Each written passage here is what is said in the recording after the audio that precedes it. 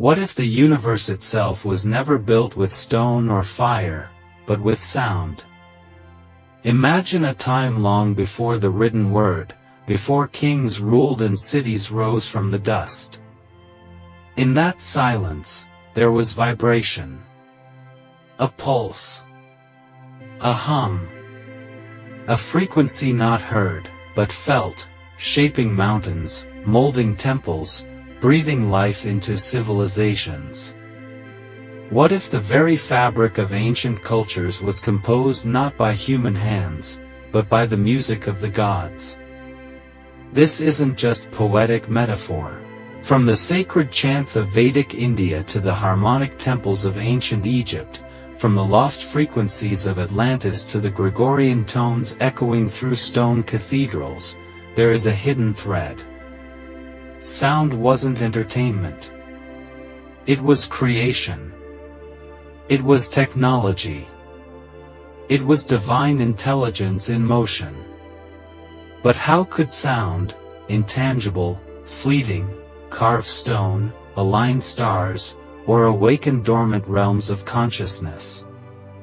That's the secret many ancient traditions guarded fiercely. They believed that sound was not merely heard, but seen, etched into the patterns of nature, encoded in sacred geometry, and embedded in the DNA of humanity itself.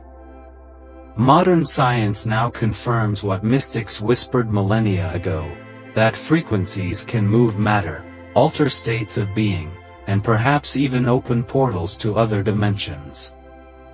In this episode, we journey into the forgotten temples of resonance, decode the mysteries of cymatics, and unveil the ancient wisdom that claims civilizations rose and fell by the power of vibration.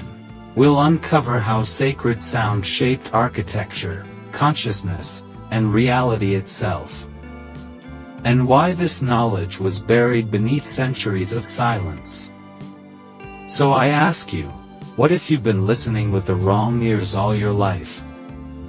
Let us open the gates to an ancient symphony and rediscover the music of the gods. To understand the profound role sound played in the shaping of ancient civilizations, we must first abandon modern assumptions about what sound is. Today, sound is largely regarded as a byproduct of movement, air vibrating across the eardrum, useful for communication or entertainment. But to the ancients, sound was far more than noise. It was sacred. It was a force. It was the breath of creation itself. In nearly every ancient tradition, from the deserts of Egypt to the icy plateaus of Tibet, the world was believed to have been spoken, sung, or chanted into existence. The Egyptians spoke of the god Thoth, who created the world through the power of the word. In Hindu cosmology, the primordial sound, Om, is not merely symbolic. It is considered the vibrational origin of all matter, the very frequency upon which the universe hums. In the Gospel of John, echoing older traditions, it is written, "In the beginning was the Word, and the Word was with God, and the Word was God." These are not poetic flourishes, they are esoteric codes hinting at a forgotten science, a science where frequency and consciousness are intertwined. This wisdom wasn't isolated to myth or scripture. It was embedded in architecture, ritual, and the very landscapes of sacred sites. The temples of ancient Egypt, for example, were not just tombs or monuments.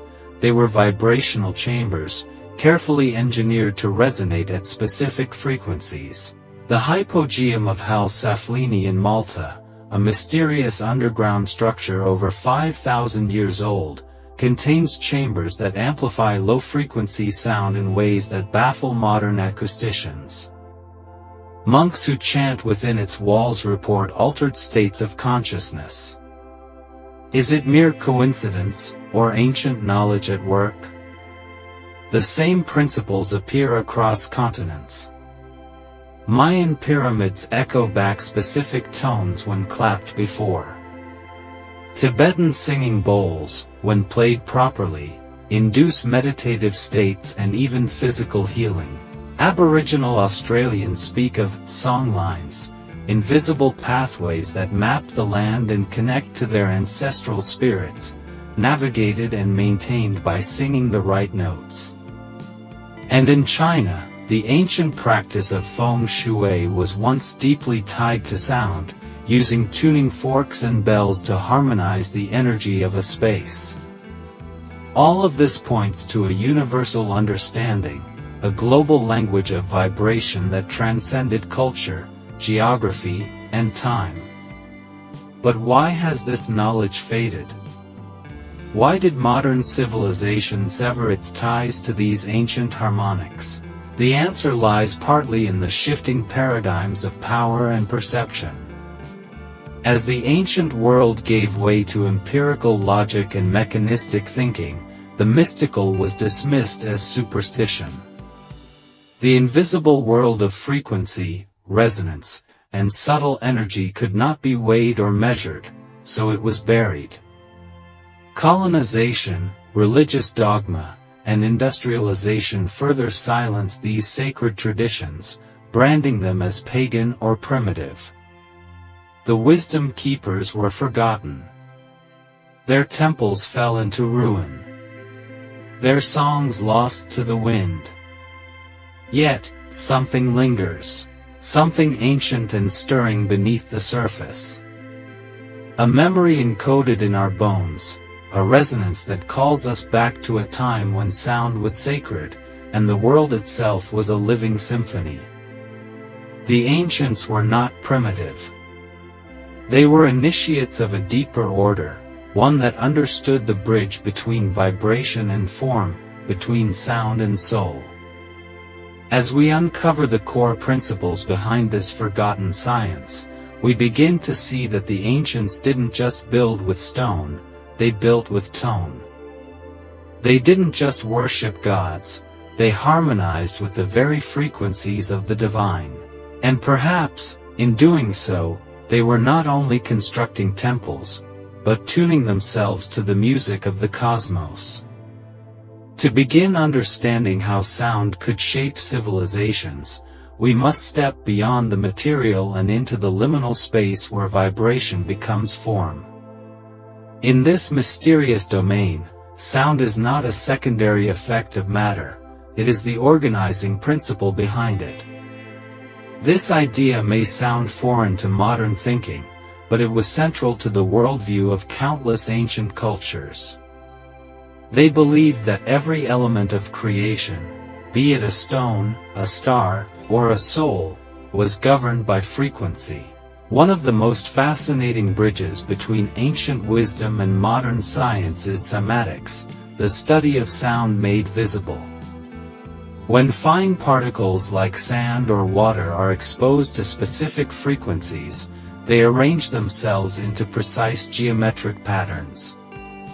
These are not random designs, but stunningly complex forms that mirror the sacred geometry found in ancient architecture, mandalas, and even natural systems like snowflakes or shells. The Swiss scientist Hans Jenny demonstrated that sound could literally sculpt matter into form. The higher the frequency, the more intricate and beautiful the pattern. Now imagine this. What if the architects of ancient civilizations knew this? What if their monuments, temples, and pyramids weren't just marvels of engineering, but frozen harmonies? Physical manifestations of sound captured in stone? Consider the Great Pyramid of Giza. Its internal chambers resonate at frequencies that align with the human body's natural vibrations. Researchers have found that chanting or toning inside the king's chamber produces acoustic effects that are both physically and psychologically powerful. Was this simply a coincidence, or an intentional design meant to elevate consciousness? Could the pyramid itself have been an instrument, a resonator built to attune the human soul to divine frequencies? And what about the mysterious omphalos stones found in ancient Greece, believed to be the navel of the world? Pilgrims would gather at these sacred points not merely for ritual, but for alignment.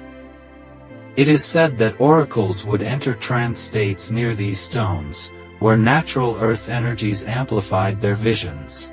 Modern studies suggest these sites often lie along geomagnetic hotspots or so-called ley lines, natural pathways of subtle earth energy that respond to vibration. In other words, the ancients may have strategically placed their temples and monuments at points where the earth itself was singing. But sound's influence wasn't just physical, it was spiritual, psychological, and even political.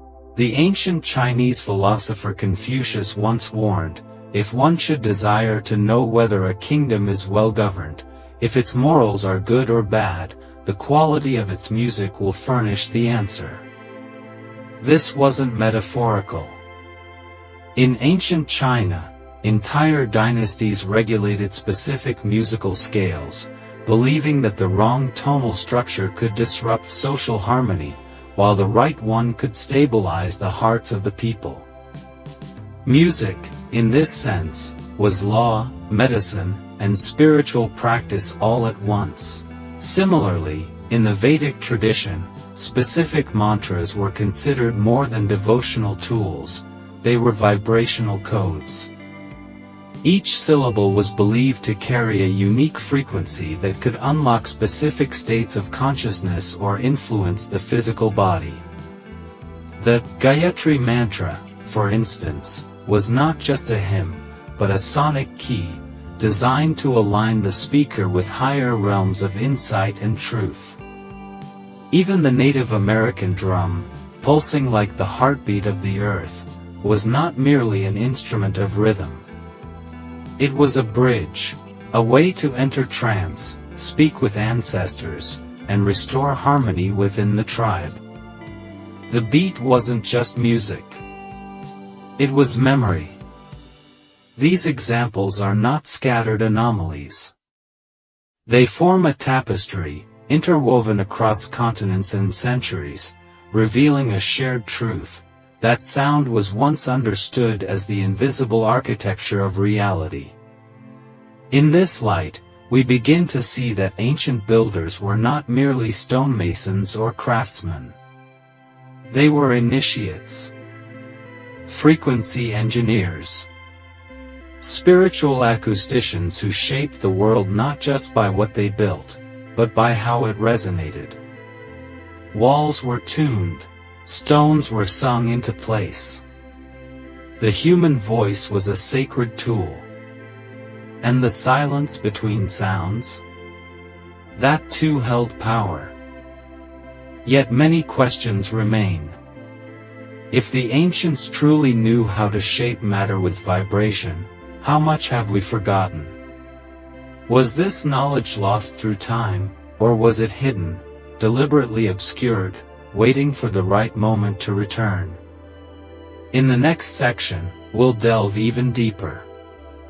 We'll explore the hidden meanings behind sacred sounds, examine ancient myths through the lens of vibration, and unearth more clues that suggest sound was not just symbolic of divine power, it was divine power made audible. If sound is the blueprint, then myth is the veil through which that blueprint was passed down.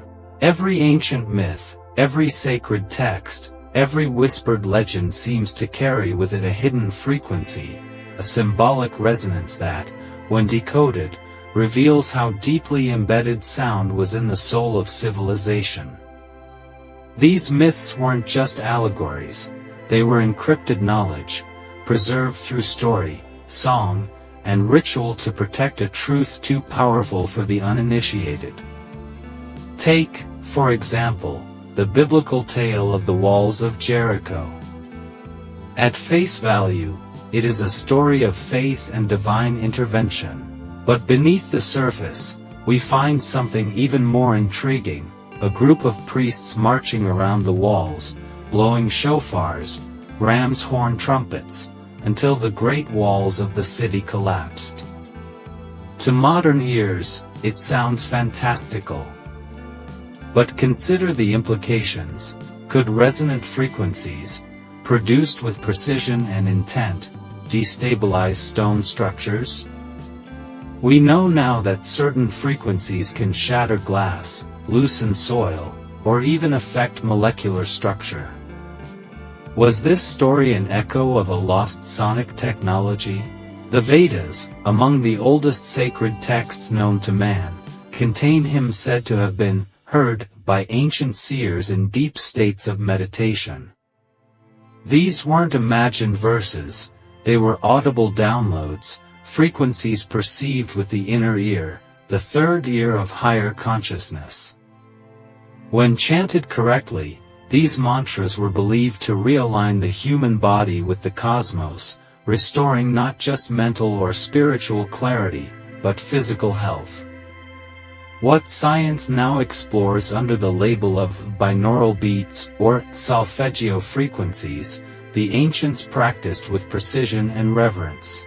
And then there is the lost continent of Atlantis, a civilization said to have fallen not by hubris alone, but by the misuse of powerful energetic technologies. Esoteric texts describe Atlantean temples lined with crystal harmonics, resonating with the planetary grid. Sound was said to levitate objects, heal organs, and even open portals to other dimensions.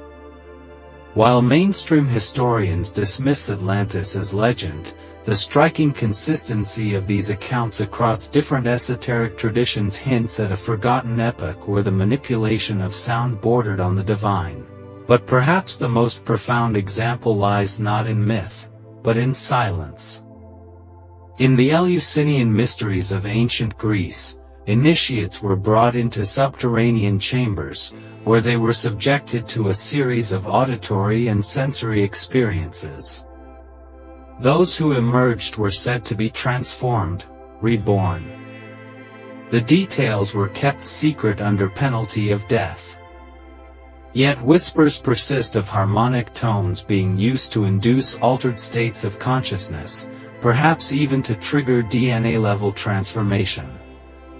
Could it be that certain frequencies act as keys, unlocking the hidden chambers of human potential?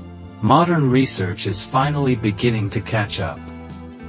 Studies in epigenetics show that vibration, whether from light, thought, or sound, can influence gene expression.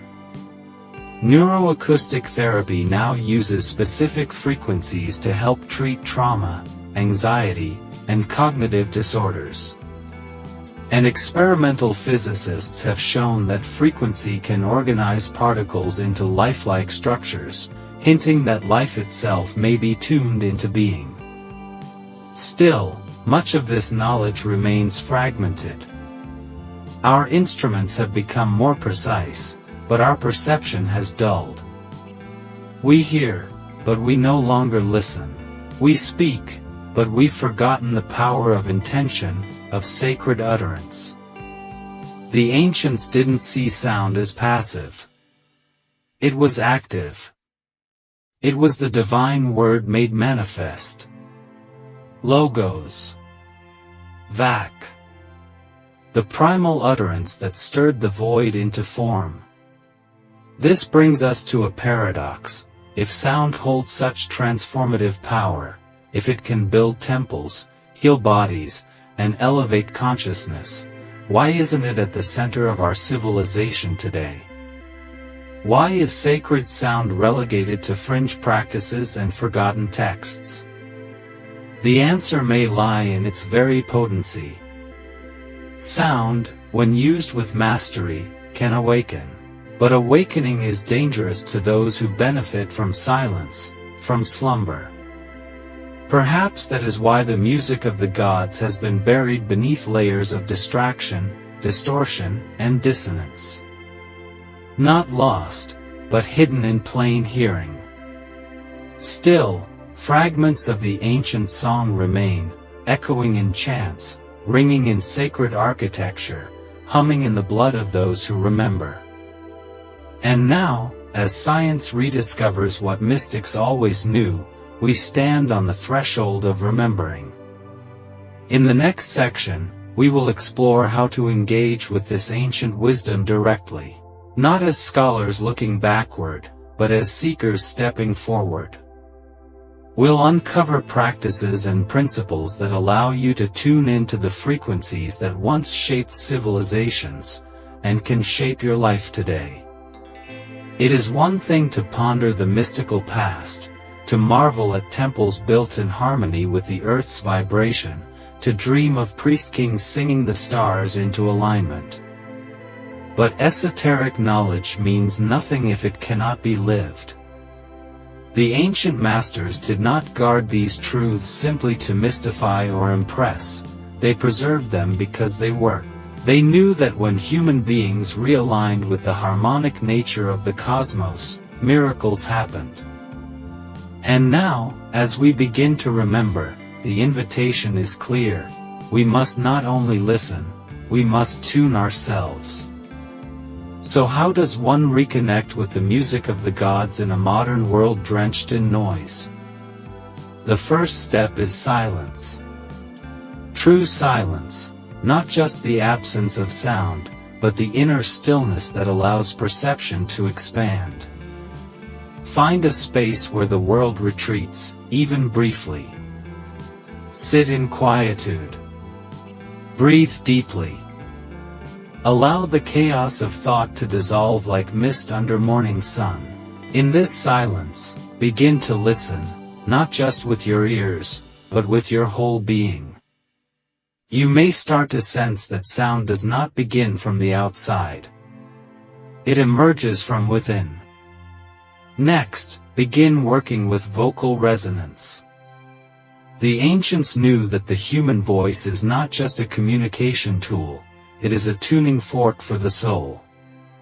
Simple practices like chanting om, or even intoning vowel sounds like o, and tu can produce subtle shifts in your state of consciousness. Try chanting each sound slowly, feeling where it resonates in your body. You may notice tu in the pelvis, o in the heart, in the crown.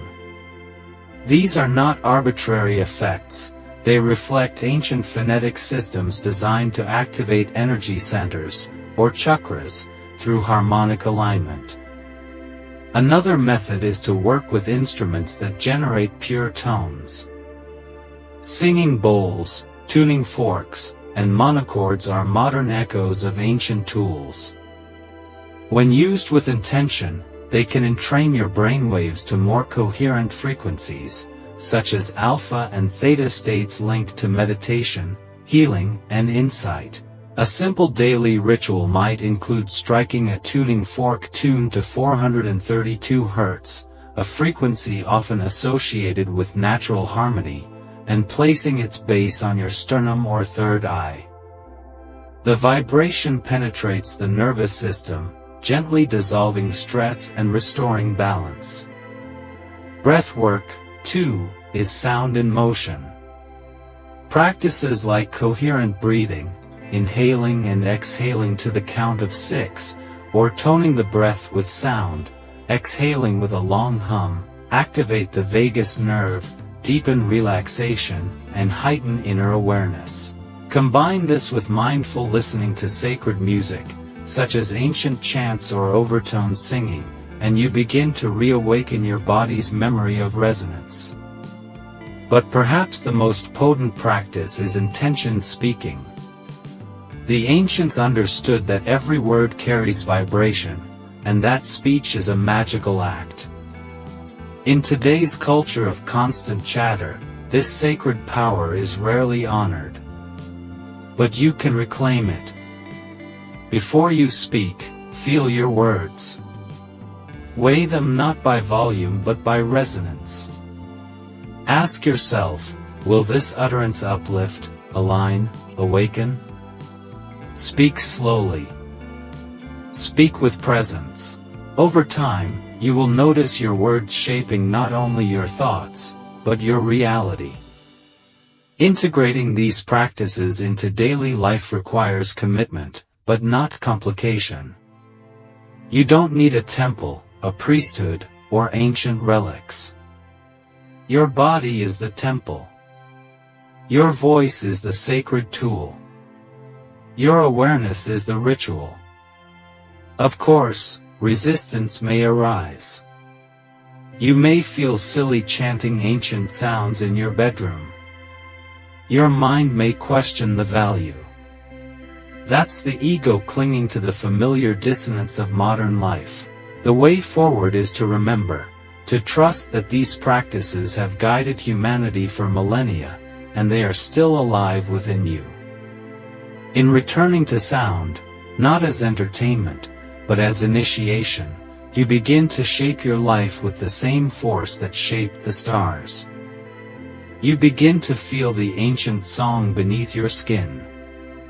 And in that resonance, the illusions of separation, confusion, and chaos begin to fade. You are not a disconnected fragment. You are a note in the grand symphony. And when you remember your tone, your frequency, your sacred sound, you remember who you are. We began our journey at the edge of silence, peering into a world where sound is more than a vibration, it is the very substance of creation. From the sacred chants of ancient seers to the resonant chambers of forgotten temples, we have traced the golden thread of vibration weaving through the tapestry of human history. We have seen that sound is never neutral, it sculpts matter, shapes consciousness, and holds the keys to hidden realms within and beyond. Today, as modern life clamors with noise, the music of the gods remains buried, yet it waits patiently in the silence of our being. Every time you chant a simple tone, strike a tuning fork, or speak with deliberate intention, you are rekindling an ancient covenant between humankind and the cosmos. You are aligning your microcosm with the macrocosm, tuning your inner instrument to the symphony that underlies reality. This is no mere metaphor. The frequencies you summon can transform your mood, recalibrate your energy, and open doorways to insight that logic alone cannot reach. By honoring the power of sound, by treating every word as a sacred spark, you step into the role of co-creator, no longer a passive observer but an active architect of your world. So as you move forward, remember that the walls you encounter, whether in your mind or in your environment, are not immovable. With the right frequency, even the sturdiest barrier can fall. That voice you carry within you is more potent than you realize. It is at once a healing balm, a clarion call, and an invitation to remember the grand design. Will you heed the summons of the ancient song? Will you dare to speak the frequencies that shape reality? The choice is yours. Step into the silence, strike the note, and listen.